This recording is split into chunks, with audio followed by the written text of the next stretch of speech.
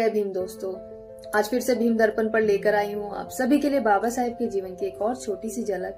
अगर वीडियो पसंद आती है तो प्लीज लाइक शेयर जरूर करिएगा।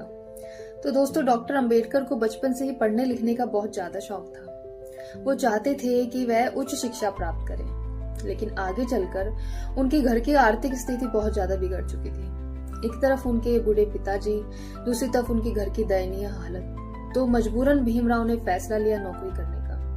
उन्होंने अपने पिताजी रामजी से कहा कि पिताजी मुझे नौकरी करनी है। लेकिन भीमराव के पिताजी कभी नहीं चाहते थे कि वे नौकरी करें। वे चाहते थे कि वह उच्च शिक्षा प्राप्त कर किसी बड़े पद पर कार्यरत हो। लेकिन भीमराव ने अपने पिताजी को समझाते हुए कहा कि पिताजी, ऐसी हालत में आगे बढ़ना नामुमकिन है। आप चिंता मत कीजिए, मैं नौकरी करते हुए भी उच्च शिक्षा प्राप्त कर लूंगा। तो भीमराव के पिताजी ये सुनकर उन्हें बहुत गर्व महसूस हुआ।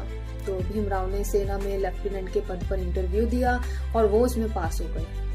उनको बड़ौदा राज्य में ड्यूटी मिली और भीमराव ये देखकर बहुत खुश हुए कि उन्हें ऐसे राज्य में सेवा करने का मौका मिल रहा है जहां के महाराज की वजह से उन्होंने अपनी बीए की परीक्षा पास करी। दोस्तों, भीमराव बहुत ही मेहनत और ईमानदारी के साथ अपनी ड्यूटी कर रहे थे। तकरीबन 11 दिन बाद उनके पास उनके पिताजी की बीमारी की खबर आई।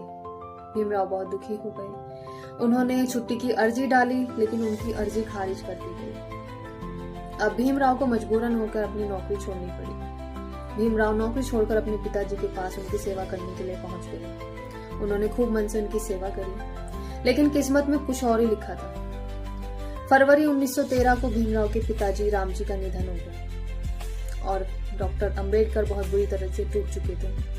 अब ना तो उनके पास नौकरी रही और ना उनके पास पिता का साया।